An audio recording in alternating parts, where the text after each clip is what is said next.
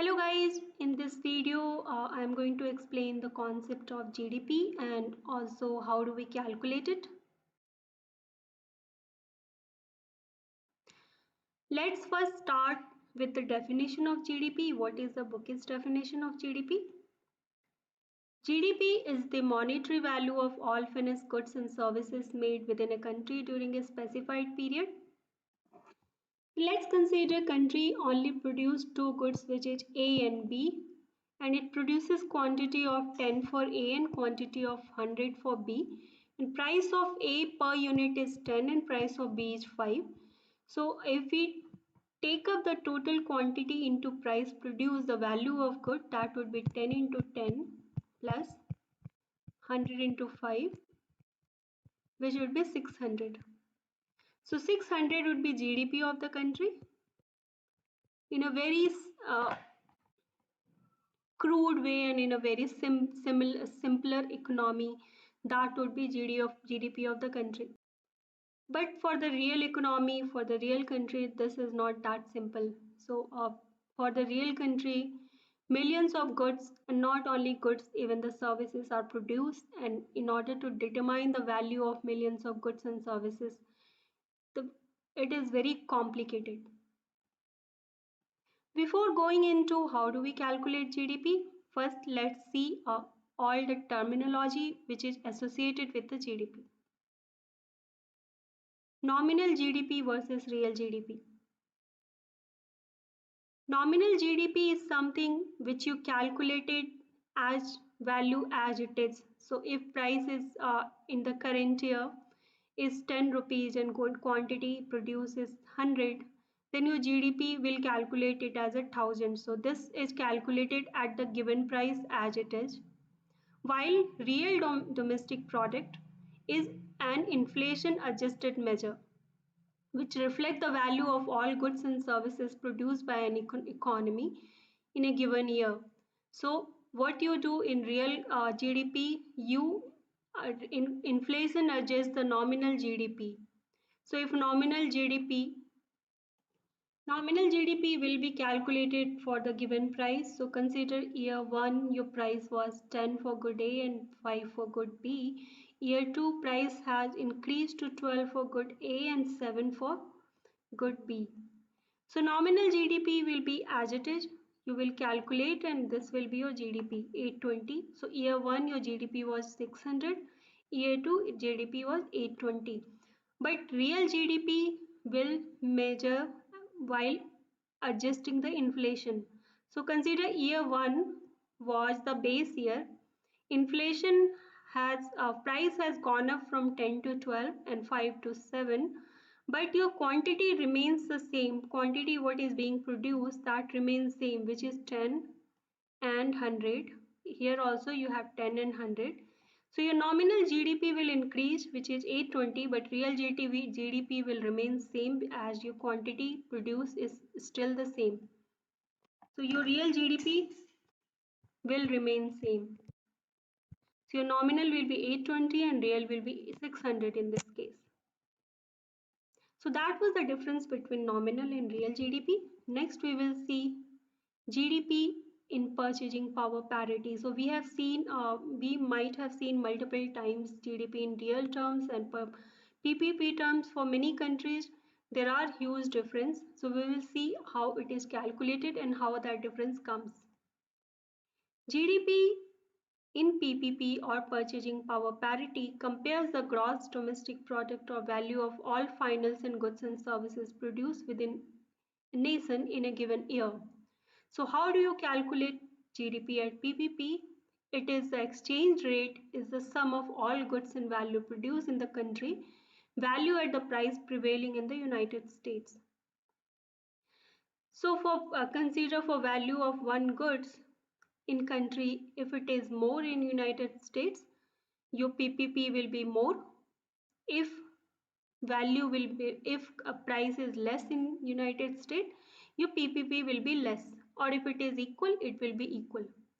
So what happens usually for the country with the lower level of GDP usually has cheaper prices for the goods because of multiple reasons.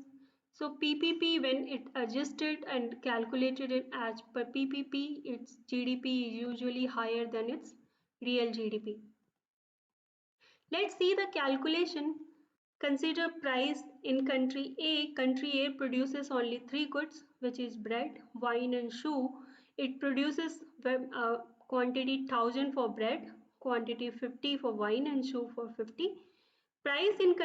Consider price in country A for bread is $1. Similarly, price in US is $2. Wine it is $5 in country A, but it is less in US $4. Shoe is $10 in country A, but it is more in US at $100. When you calculate real GDP for goods wise for this country, you will see the real GDP is price in country A. So for bread it's 1000, for wine it is 250, and shoe it is 500 based on your quantity into your price in country A. But when you calculate GDP in PPP, it calculates the price in US into the quantity produced in that country. So 2 into 1000 is 2000. Similarly, for wine is 200, and so for it is 5000. So when you ultimately calculate the GDP, real GDP comes as 1750, while GDP in PPP comes as 7200. So that's how the difference between real GDP and GDP PPP comes.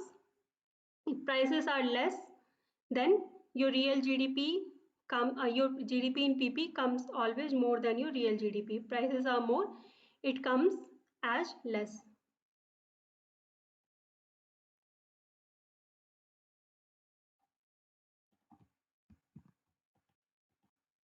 So now we saw what is GDP and what is real GDP, what was GDP in nominal GDP, and how do we calculate GDP in PPP. But what does GDP doesn't measure?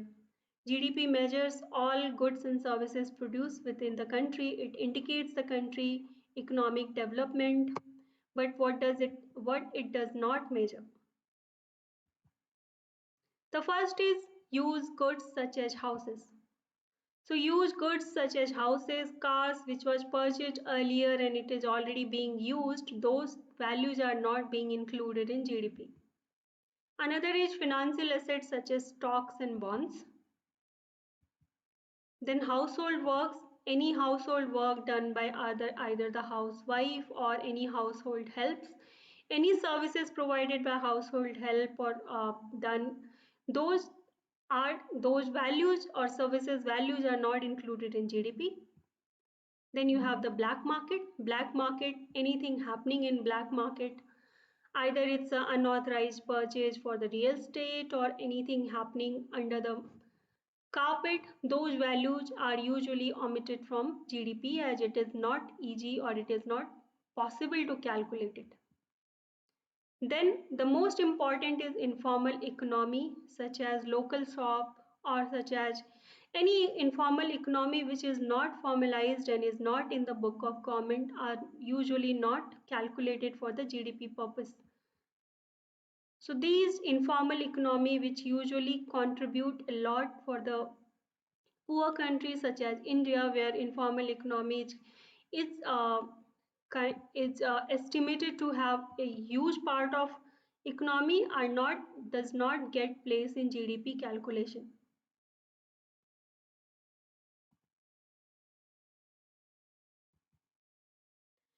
Let's see next what how do we calculate GDP. So there are three ways to calculate GDP. You can either calculate GDP by using expenditure method, you can calculate it or by income method, or you can calculate it by production method. When we say expenditure method, we'll look into basically expenditure in economy, that how much people or government or companies are spending, and we take the total spend and calculate the GDP. When we talk about income method, we look into how much people or firm earn or how much government earn in terms of tax, and then those income are calculated as GDP. And when we talk about production method, we look into how much production has happened, production value or value added in economy, and then we calculate GDP by that way. So in an ideal way, in an ideal world, your GDP calculated by expenditure, income or production should be same, because it is assumed what you produce is basically consume, all are consumed, and basically what you consume, that's what you earn. So what you earn you consume, and when you consume what you produce. So ultimately all these three values would be same, but that is in the ideal world, but that does not happen. But we will look into how do we calculate by using these three methods. The first is expenditure approach. Expenditure approach attempt to calculate GDP by evaluating the expenditure for all final goods and services purchased in an economy. The first part is consumption. When we talk about consumption, is a consumption but private consumption, where it is consumed by household and companies. The second part is investment. Investment is also a part of consumption which will be consumed in a later day. So today what you are investing, tomorrow you will consume that. So investment is also one type of consumption. Third is government expenditure.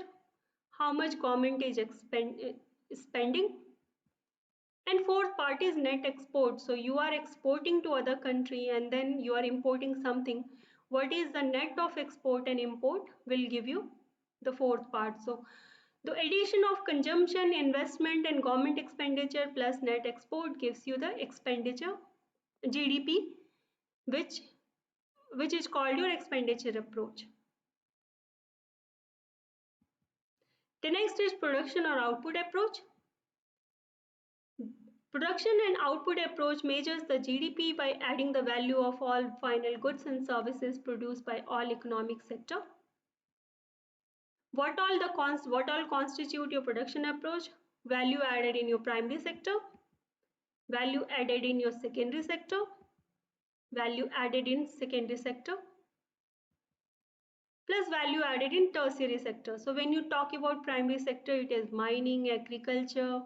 So different produced during mining or agriculture, such kind of primary sector activity. Secondary sector activity is basically your manufacturing activity, where you produce either in different manufacturing goods. And tertiary sector is basically services provided. So what you produce, either you sell, you market. So that is your tertiary sector activity. So how the GDP is calculated in this approach is all the value of goods produced plus all the value of services produced. That comes under your production approach. The next is income approach. The constituent of income approach is the first, it measures the GDP by adding all the income earned by household in exchange for the factor of production during a period of time. The constituent which comes under income approach, the first is wages. Wages of all wages earned by household sector or they earn by any self-employed, plus interest rate either earned by household sector or the firm, plus rent either earned by household or firm, plus profit is your net profit of firm, which is the ultimate net income of the firm. So that is what you call your GDP. GDP will be sum of all national income. National income will be addition of wages, salaries, corporate profit and investment income, and it is going to be adjusted with your depreciation, taxes and subsidies. So this is a small just a brief of different approaches with which we calculate the GDP, expenditure, production and income approach. In next section, we are going to see in the detail that how do we calculate GDP using all these approaches. So now GDP calculation using income approach. Let's see how do we proceed and how do we calculate. We are going to see one example also. This GDP formula takes the total income generated by goods and services produced. So when goods and services are produced in the economy, it generates the income. Some income goes to household, some income goes to government and some income goes to firm. So that's the total income is basically your GDP.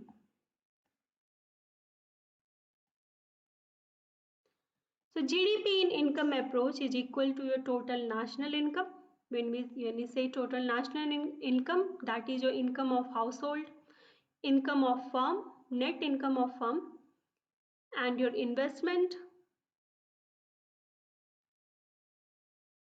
So total national income is basically your wage, rent, investment, and profit of firm. This total national income is adjusted for tax, depreciation, and net foreign factor income. So basically, your total, where you calculate total national income and adjust it for sales tax, depreciation, net foreign tax factor income, that gives you your GDP using income approach.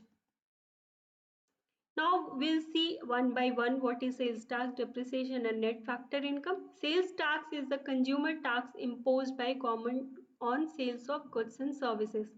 So that is the tax government receive from that, which you can basically say is the income of government, which it imposes on sales as sales tax on goods, sales of goods and services. Then you also add depreciation, which is your cost allocated to a tangible asset over its useful lives. So why do we add depreciation in GDP? So why do we add depreciation into GDP? It comes from here. When you look into firm P&L statement, what you do, you define your total income of firm, you find out total expenses by firm, and then what is the depreciation. This is very simple, which I am depicting here. There are multiple other components. So how the firm net component, net income are derived? You x minus y, you negate your expenses and then minus depreciation. So expenses is fine. When you're talking about expenses, you are actually spending your real dollar here, real money here. So if you are subtracting expenses is fine, but depreciation is something, is not a very tangible concept. It is kind of intangible concept. So you assume this your asset get depreciated and then you allow it to be deducted from your total income to get derive a net income. So basically firm is not losing hard cash over here. So because we are in order to derive net income, we are subtracting depreciation. So when for while calculating the GDP, we add this depreciation to find gross income.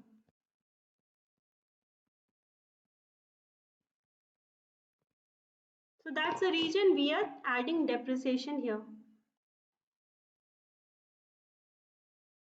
So what is net foreign factor income? This is difference between total income that a country's citizen and a company generate in foreign country versus the total income foreign citizen and company generate in that country.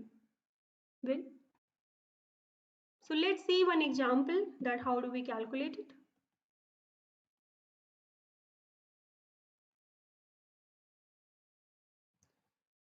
So there are different components here. An amount is given. So consider component wage and salaries is around 2 million. Rent is around 500,000. Interest payment again 200,000. Total profit of company is 5 million. Rent earned by company. So when we say rent here, this was the rent earned by household sector. This rent is earned by the company, which is 1 million. Interest earned by company is 500,000. This interest by household sector. Then you have sales tax of good A at 10%. So it comes around 1 million. Sales tax of good B comes around 1 million again. And consider only good good A and B is there in the economy. And depreciation totally is 300,000. Net income by the resident is 100,000 and net income by the non-resident is 200,000.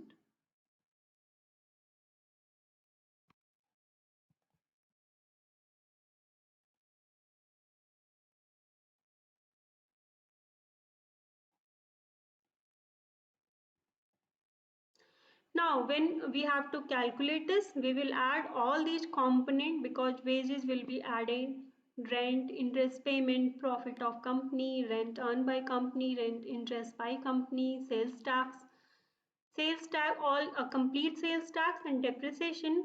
We will add all these, and when we add net income by resident also and minus the net income by non-resident because that is going out of your country. So ultimately you will get this as a GDP after adding it. So that is how you calculate your GDP using income approach.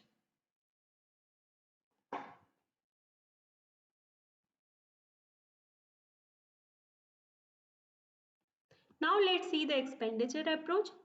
Expenditure approach is basically converse of income approach, as rather than income, it begins with the money spent on goods and services. This measures the total expenditure incurred by all entities on goods and services within the domestic boundary of a country.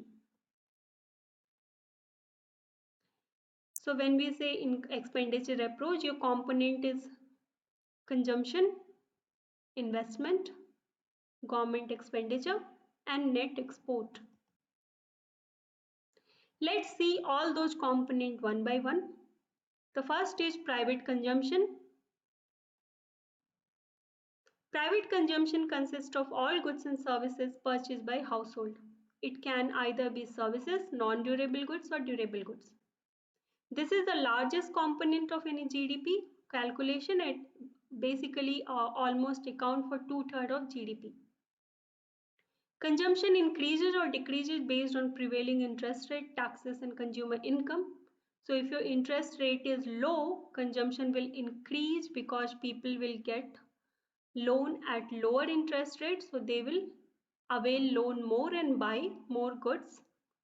Similarly, if taxes are low, there will be more money on hand of people, so they will buy more goods.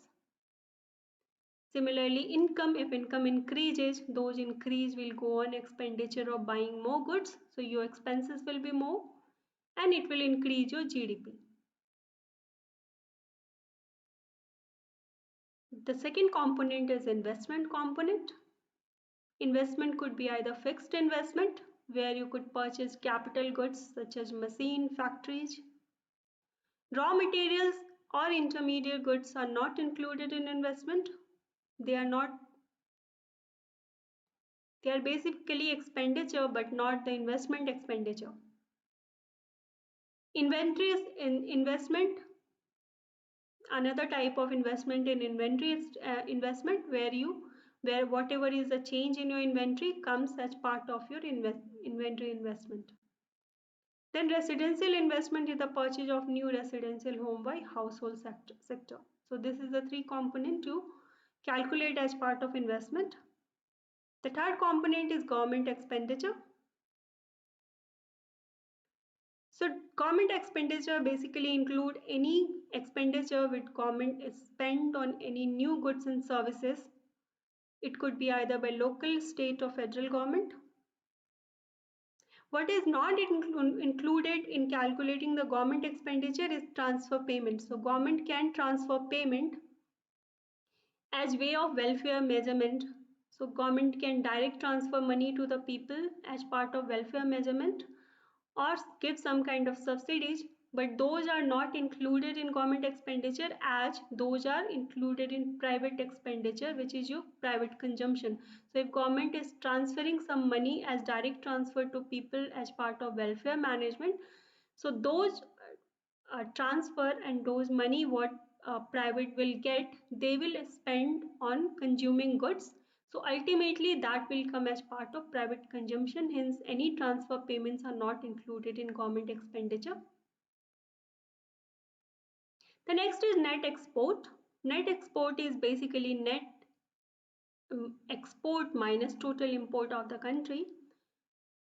So if net export is greater than 0, that means country is in trade surplus. If net export is less than 0, that means country is in trade deficit. If it is equal to 0, that means country is in trade balance.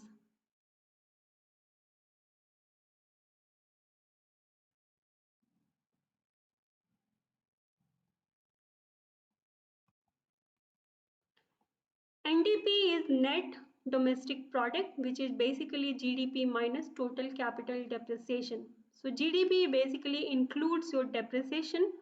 If you want to calculate net domestic product, you need to subtract total capital depreciation from GDP calculated.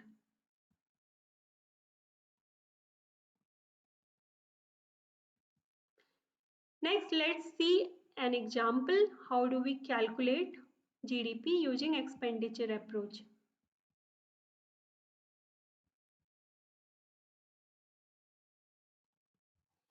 So now we have different component where you have final consumption, net fixed business investment, net public investment, which is government expenditure, net residential construction, so that comes under investment, which is and decrease in stock, that is your inventory investment, depreciation, export and import.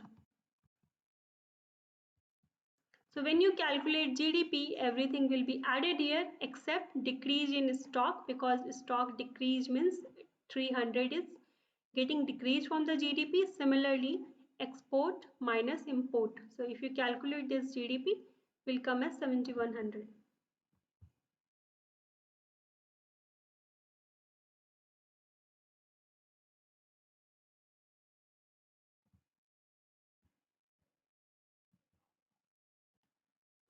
The main difference between the expenditure approach and the income approach is their starting point. The expenditure approach begins with the money spent on goods and services. Conversely, the income approach starts with the income earned from the production of goods and services. That is the main difference between your GDP calculation using expenditure and income approach.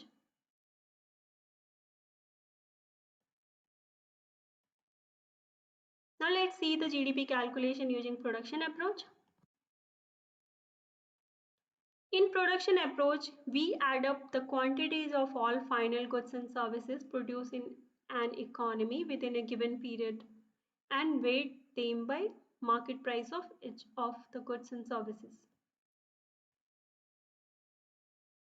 When we talk about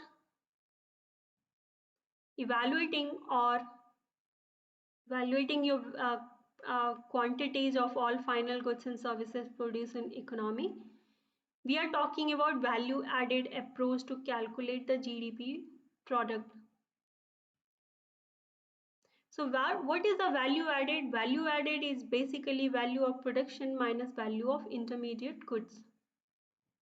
So we are not taking the final price of goods created in every stages of economy. We basically calculated what is the value added in each stage of production, and then we calculate GDP by those value added. So let's see the example. So consider there is one economy activity in a country where you grow orange, you produce orange juice, and the same juice is distributed and then it is retail at the retail store. So when you grow orange, the price is consider $10 for 10 orange. 10 orange is used to produce orange juice. So cost of input is 10. After production, the cost of juice become 25. The same juice is distributed by keeping the margin of price, and that margin includes your marketing, your shop price, your agent price. So different types of services are included. So ultimately the price is 35. Then ultimately you retail the juice on 40. So if you don't take the approach of value added, then your GDP will include the summation of these, which means 10 plus 25 plus 35 plus 40, which will ultimately be $110, which is amplification of GDP because sum of you are calculating again and again. So that's the reason we take value added approach for GDP calculation. So instead of taking price of output, what we find out the value what was added in each of stage So when orange was produced, value added was final price minus the cost of input, which is value of production minus value of intermediate goods. For juice, intermediate goods is orange. So we minus that and we got value added of 15. Similarly, when distribution of juice, your intermediate goods was juice which was produced, which is $25, and your final price is 35. So value added will be final minus intermediate. So once we got the value added at each stage, we sum it up and find out GDP, find out the value, total value here. Now consider GDP only have two activity. One was the growing oranges and producing juice and distributing it to economy. Second is growing wheat and producing flour, creating bread from that flour and selling that bread to the customer. So ultimately we got the value added for this activity where you grow wheat and sell, produce flour and bread and sell it to customers. So value added is $20 ultimately, and value added for juice distribution is $40. So your GDP, if this is the two activity in your economy, your GDP will be addition of these two, and ultimately it will be $60. That is the GDP calculation using production approach. So we have seen what is GDP, we have seen what is GDP, real GDP and nominal GDP, and what is GDP in purchasing power parity, how do we calculate GDP in purchasing power parity, and later on we see how do we calculate GDP using three different methods, which is expenditure method, income method and production method. This is it for today. Thank you for watching.